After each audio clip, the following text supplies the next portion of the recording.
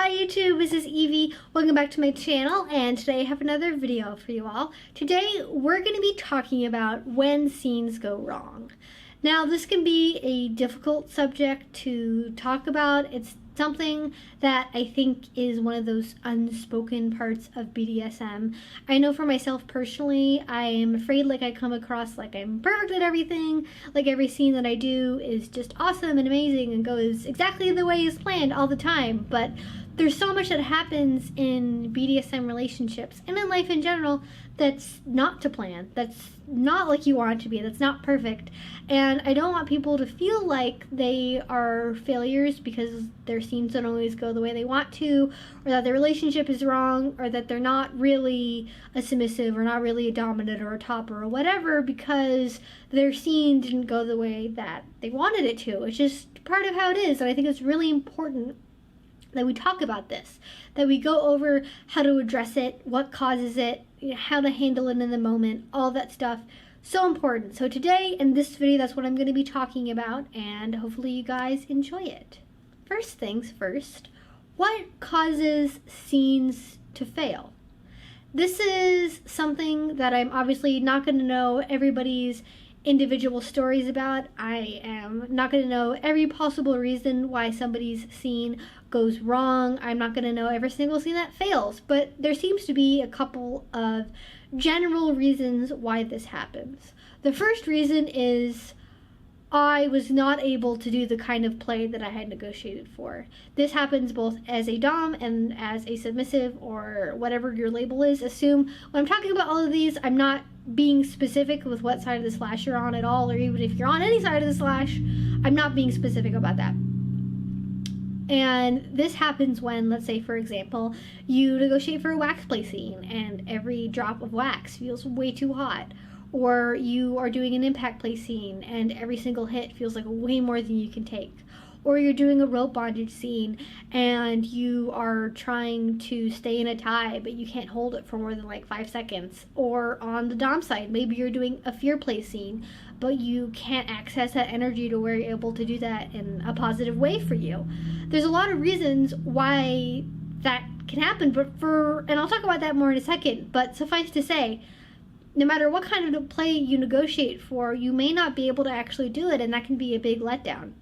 Number two is closely related to number one, and that is I was not able to get into headspace. And this can mean a couple different things. This can mean I didn't feel like a submissive or a top at all. I didn't feel like whatever role I was supposed to be at all, and I wasn't able to engage in that in a way that made the scene feel real.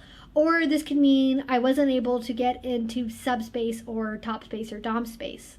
For me personally, in my experience, subspace is something that I'm not able to get to very frequently during my scenes, so I don't feel like a scene is inherently a failure in any case when you can't get to subspace, because that's sort of like saying sex is a failure if you don't have an orgasm, you know what I mean? But for some people, they get subspace every single time they have a scene, and if that's you, awesome, I'm so jealous. But for a lot of people, they go into a scene, they want to hit subspace, and if they don't, it's like, why am I even doing this? And that could be a problem if you're going in with that particular thinking, but if that's the expectation you have, it can feel like the scene went totally wrong if that's not able to happen for you, and you're like, oh, why wasn't it able to happen this time? Number three is going to be I was not able to express my needs with my partner. This can be both a cause of why scenes fail and a reason why scenes feel like they failed. So it's a very much a back and forth kind of a thing with this one in particular. But this could mean I got into a bad headspace, one that I didn't want to be in, and my communication completely locked down. I was in a bad subspace, which is sort of like being in a bad high, where I wasn't able to ask my dom for help. I wasn't able to remember what my safe words were, and because of that, when I was out of the scene, back in my normal frame of mind, I felt awful. I felt like I wasn't able to communicate with my partner. This could also be where you're going into a scene, and either as the dom or the top, the submissive, you go into it and then you either do something that wasn't expressly negotiated for, or you ask for something that wasn't expressly negotiated for. It's a little bit easier when you ask, but when you're a submissive and you're in that submissive frame of mind, depending on how deep you go into it, for some people, they will ask for things that they later regret. Or if you're the dom and you get really into your dom space, or maybe you aren't able to remember everything we've explicitly negotiated for, you may end up doing things that are, outside of the boundaries of that person's particular preferences, or is in their hard limits, or something that just doesn't contribute in a good way to the scene. Like, let's say you are doing a scene that is a bondage scene primarily, and you don't talk about impact play, but as the dominant, because you really just can't help yourself, you slap the submissive on the ass because, well, it just looks so nice in that tie. And that completely takes the submissive out of their headspace, and they're like, whoa, what the fuck happened? And that kind of thing can totally make the scene go wrong. Or maybe as the submissive, you go into it and you've negotiated for, I don't know, like, it's harder for me to come up with an example for this one, but maybe you're doing kind of like some sort of interrogation scene or something, and it's supposed to be like a really intense, like, fear play, mindfucky type situation, and then you, like, try to kiss your dominant. I don't know if that's a good example at all, but it's a little bit harder on the submissive side to come up with an example for that one, but there are ways that it can definitely end up on the submissive side. But why does this stuff happen? Honestly, it's hard to say. The human body and the human mind are very complex things, and there can be thousands, millions even, of reasons why things don't work out. This could be, perhaps, and I think this is the most common reason, you set your expectations too high. Let's say your dominant has been on vacation or out of the country for 2 months, and you haven't gotten to play with them for 2 months. You are probably going to be looking forward to that scene a lot. You are going to be putting a lot of investment into that scene, or maybe you've been studying really hard for an exam, or maybe you've been working really long hours at work, and so you haven't been able to devote the time to play like you normally would. If you go into things with too high of an expectation, if you have a very set picture of how that scene is going to go, it's harder and harder to obtain what your fantasy is. So it's easier if you go into things saying, I want to do this and I just want to have fun. Like, if you set the bar lower, and that doesn't mean lower your standards, but just, don't expect everything to be the hottest thing ever, and you're going to be more successful. You're going to have a lot better / happier of a scene, and it's a lot easier to roll with the punches if you don't go into it thinking, X is going to happen, and I'm going to feel this way, and he's going to act this way, and it's going to be so awesome and hot and fun. So go into it with a more relaxed mindset, and you're probably going to have a lot better of a time. As well, like I said, there's a lot of physical and emotional things that go into it. Even if you've been planning and building up to a scene for weeks or months, or heck, even hours, things happen. Maybe you're not able to take that impact play because you're about to start your period, or maybe the room isn't hot enough so your body's not warmed up and the wax feels too hot. Maybe you are on the verge of getting a cold, and so your body's already kind of starting to feel achy and sore, so it's harder to stay in those positions. Maybe you've been really stressed out at work and you're not able to kind of get into that frame of mind. And that sort of brings me up to the causes of reason number 2 why scenes fail. And it's basically, sometimes you're not able to access that emotional, mental part of your brain and how your relationship works. Life happens. Life happens. We have other obligations. We have other things going on in our lives besides BDSM, at least most of us. And that can leak over into the dynamic. And that can mean I'm not able to focus on being a submissive because I'm really worried about this thing that I have due next week at work. Or I'm really worried about this big meeting I have. Or maybe I'm not able to act totally like a dom right now because I'm so tired of trying to take care of other people. Or whatever it is. There's lots of reasons why that can happen. And even if you are in the exact perfect submissive frame of mind going into the scene, or the exact perfect dominant frame of mind, there are 1,000 little things that can set off your brain and say, nope, can't do this right now, and suddenly you're not able to act submissive at all. I know for myself personally, I have recently started on the NuvaRing. If you guys want me to talk about being on the NuvaRing, I'll certainly make a video about it, but it has really affected my emotional state. At first, it was awful. Like, the first 2 weeks I was on it, it was just like, why is my life this way? I feel like dying, and everything annoys me, and everyone annoys me, and I don't want to talk to anybody, and I hate everything. God damn it, I hate everything. And that was basically my life for the first 2 weeks I was on the NuvaRing. So I was not able to get into the right headspace for scenes because everything fucking annoyed me so much. And now that I've been on it for about a month and a half, almost 2 months now, my emotions have definitely very much evened out, but I do find it's a lot harder for me because I am in this more, like, aware, critical headspace where I'm just like, but this isn't perfect, fuck this. Like, and I'm swearing a lot in this video, but that is how it feels to me when I've been on these hormones and I'm just like so annoyed about everything. I just simply can't be bothered by life. That has definitely affected me and affected my ability to do scenes. And yeah, so there's lots of reasons why you can go into it thinking, I'm going to have the best weekend ever, I'm going to be submissive for 48 straight hours, I'm going to be chained to the bed for 48 straight hours, it's going to be awesome. And then you go into it, and an hour into it, you're like, I don't like this. This doesn't feel right, and I'm so annoyed. I'd rather be playing video games, I'd rather be, you know, making a sandwich, like, I'd rather be having hot cocoa, like, why am I doing this? And then that can totally happen. Communication as well can definitely be a reason why scenes fail, both in reality and why they feel like they failed.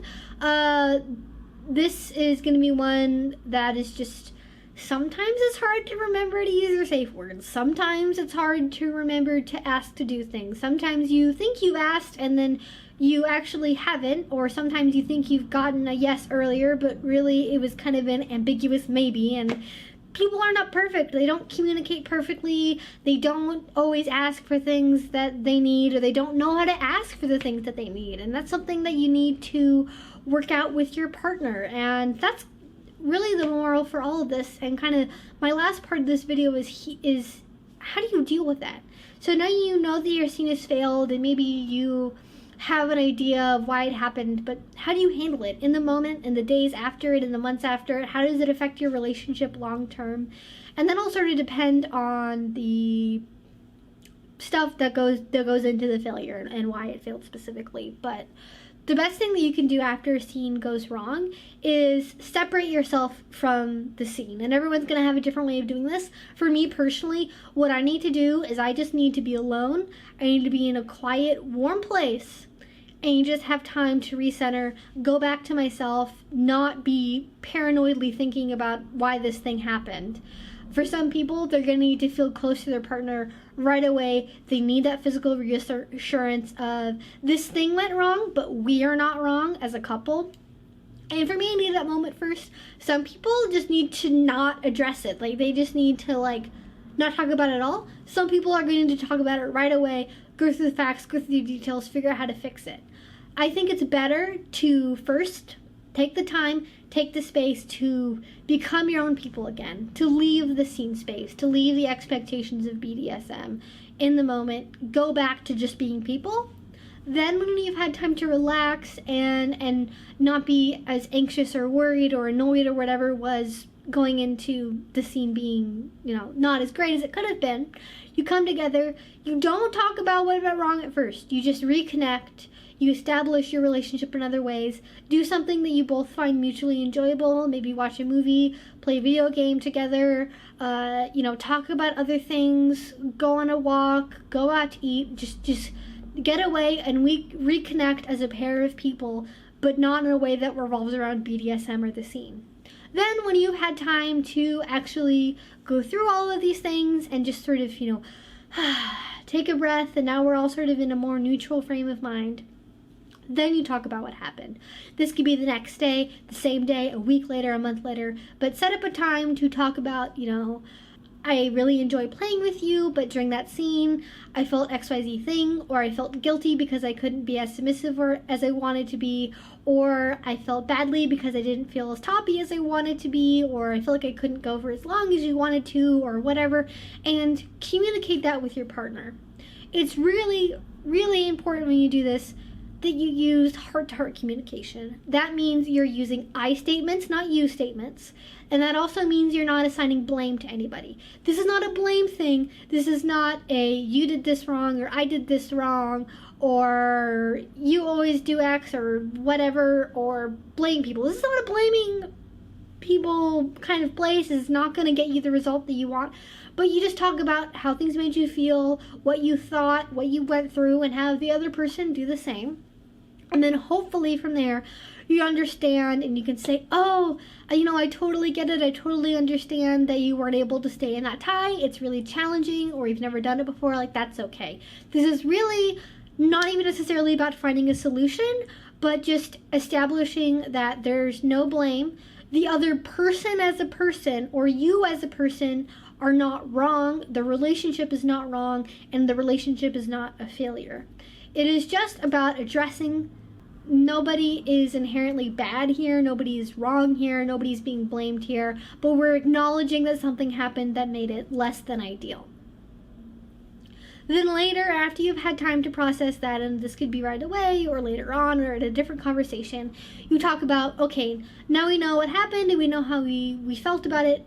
How do we find a solution for this? How do we make it better? That could be, I wasn't able to get into subspace because it was so soon after I got off of work. And that means maybe you wait an hour after you get home to start playing. Or maybe it was too cold, so maybe that means you need a warm blanket, or you need to make sure the room is a higher temperature. Or maybe you felt like you were under a lot of pressure and maybe you need to, work a bit more on what your expectations are for the scene. Or maybe you go into it and you have totally different expectations.